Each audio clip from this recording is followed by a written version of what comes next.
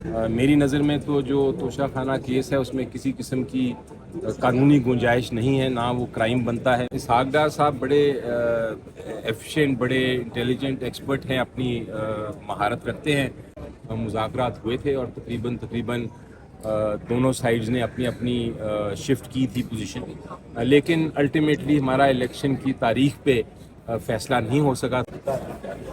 Sir क्या order क्या हुआ आज जवेद अली साहब के केस में?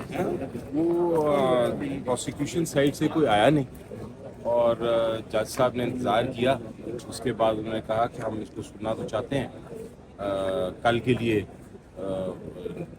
फिक्स कर दिया है कि वो नहीं आते तो फिर अदालत बहस सुन के फैसला कर देगी। क्योंकि हुआ ये है कि प्रोसिक्यूशन ने जो प्रोटेक्टिव बेल का ऑर्डर सिंगल जज ने दिया था, वो प्रोटेक्टिव बेल जो थी उसको सस्पेंड कर दिया था डिवीज़न बेंच ने। तो अब सस्पेंशन का ऑर्डर लेने के बाद प्रोसिक्यूशन आई नहीं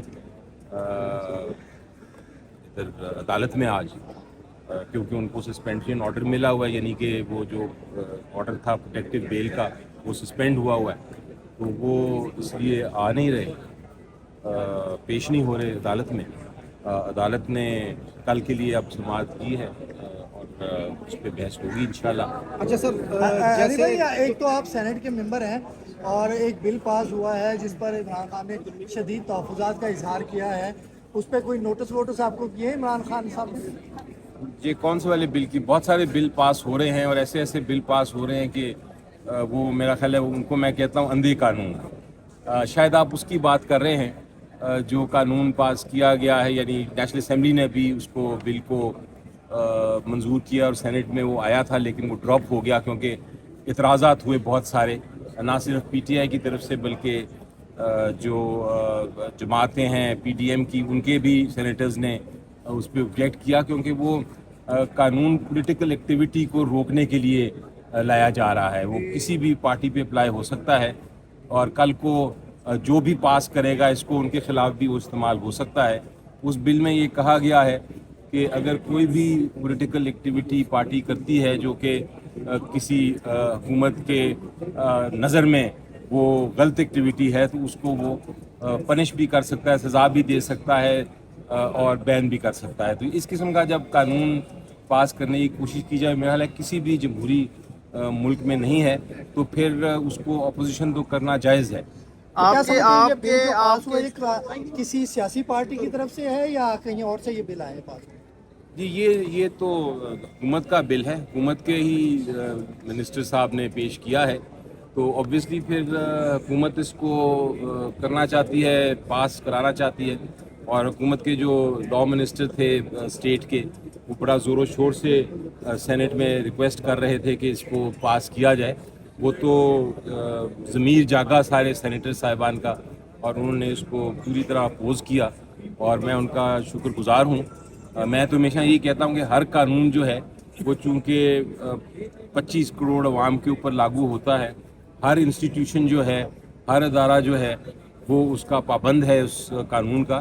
तो कानून साजी के वक्त आपको बाकायदा डिलिब्रेशन के साथ, बहस के साथ, आपस में बाहमी मशवरे के साथ कानून साजी करनी चाहिए। कानून साजी ये नहीं है कि आप खाली हाथ उठा के कहीं कानून पास कर दें और आपने पढ़ा भी ना हो, समझा भी ना हो, उसको देखा भी ना हो। अच्छा सर, जैसे तोशा खाना केस चल रहा है इस्लामाबाद में इमरान खान साहब के खिलाफ, आप जिस तरह प्रोसीडिंग चल रही है उन प्रोसीडिंग से मुतमिन हैं?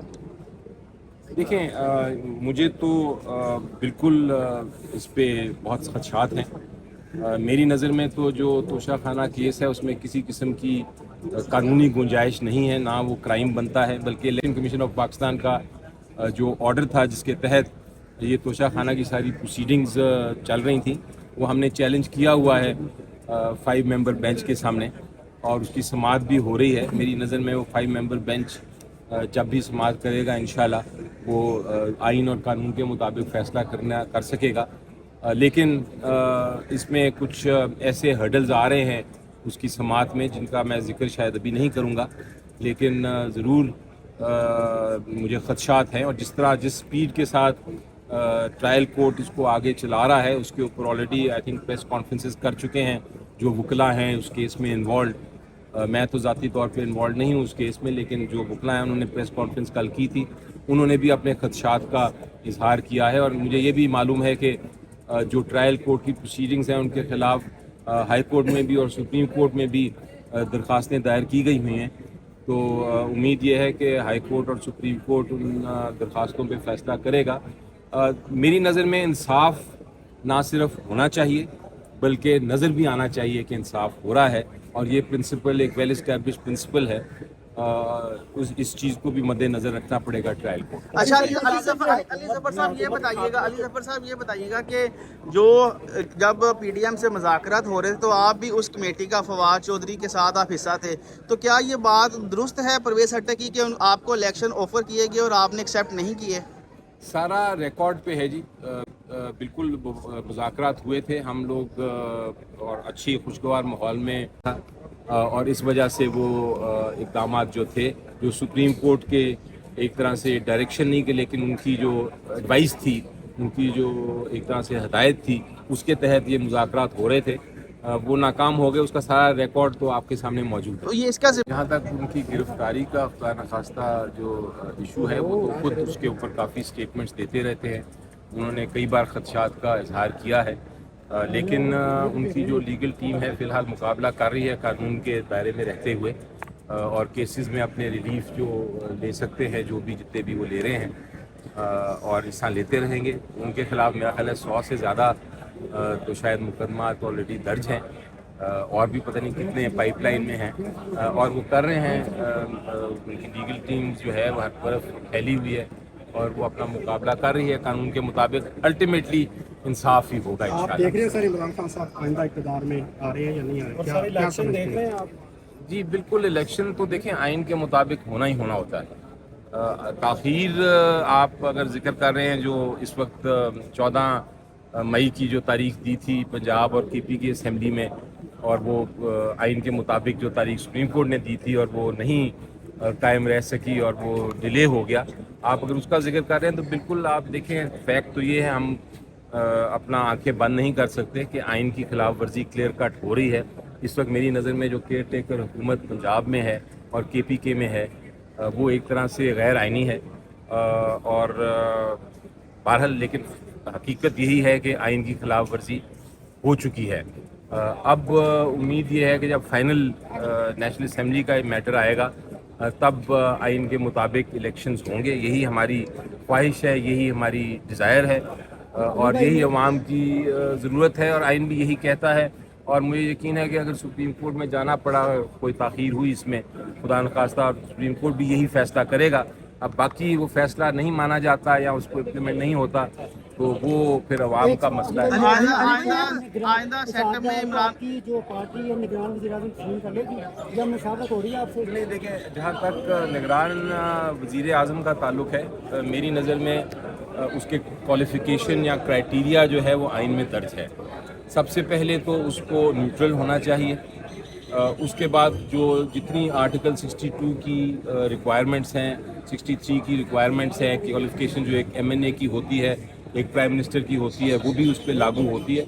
तो मेरी नज़र में इसहाक डार साहब बड़े एफिशिएंट, बड़े इंटेलिजेंट एक्सपर्ट हैं, अपनी महारत रखते हैं अपनी जो उनकी क्वालिफ़िकेशंस हैं उसके मुताबिक, लेकिन उनके ख़िलाफ़ एक सिर्फ इशू है और वो है न्यूट्रलिटी का।